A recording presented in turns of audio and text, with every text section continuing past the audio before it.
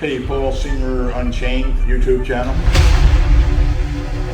I just want to go over a little bit of some of the pros and cons, mostly pros because we like building custom motorcycles, but certain things that you have to deal with when you're building a custom bike, opposed to, taking a Harley Davidson and customize it, because everything's pretty much, it's kind of like buying something off the shelf. When you buy something for a Harley, it's kind of like, I need part number such and such and it fits.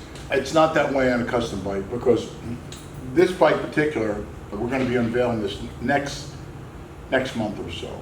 My design on this, I guess you could say, was to do a bobber style, which is really a small bike, very low, which I don't do too many of them, but lately we're doing a little bit of everything: baggers, choppers, and bobbers. And one of the things that happens is when you buy a frame, they're usually different. There's pretty much not two the same, unless you're building 6 of them at the same time, then they pretty much come out the same. On this particular bike that we did here, which I really like, I used a little bigger tire on the back, what they call a 150, which is a little bit wider than the front, which is a 130. But one of the issues that we had with the rear section of this bike, which to me, usually lining up the rear section is the most important thing, but for me it's the most difficult.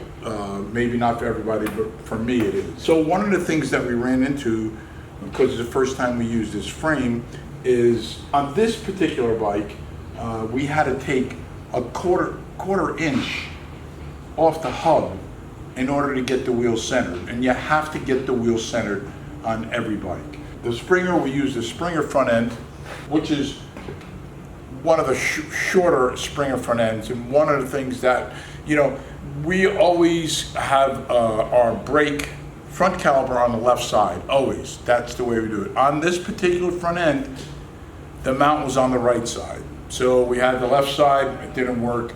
I had to get a right side. But then even with the right side, sometimes it's difficult to get the one side to fit. On this particular front end that we got, these are the rockers. They came from the factory on reversed. So we didn't pick that up right away because everything looked the same as every other Springer. So we spent quite a bit of time trying to figure that out. We finally figured it out, and we got it right. All this has to line up. This has to line up with the transmission, and the primary has to line up with this, and the sprocket has to line up with the rear. So again, if it was a stock Harley, everything would line up.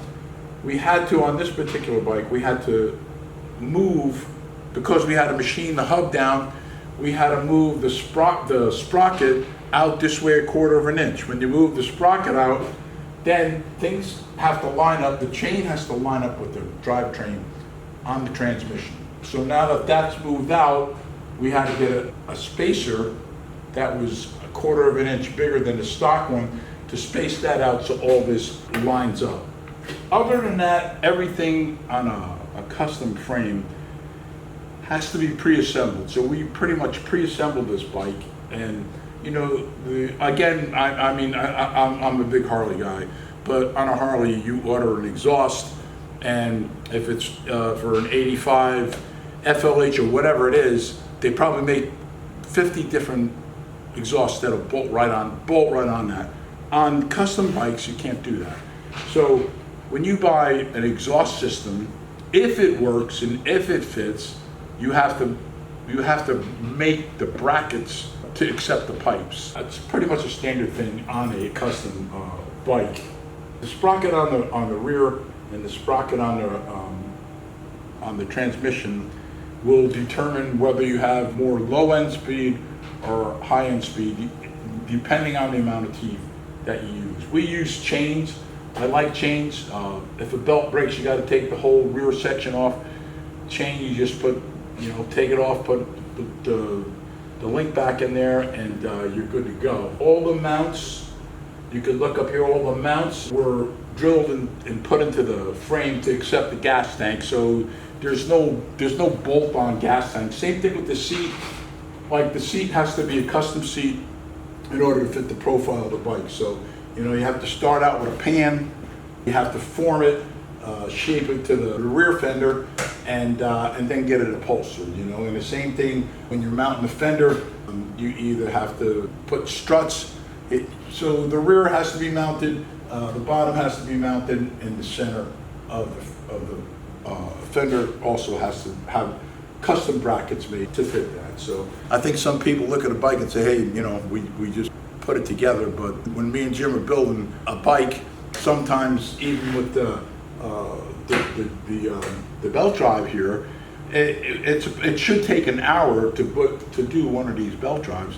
We've done belt drives that taken a day and a half to get everything to fit right. So again, I just want to give people some kind of idea of the difficulties of building a custom bike.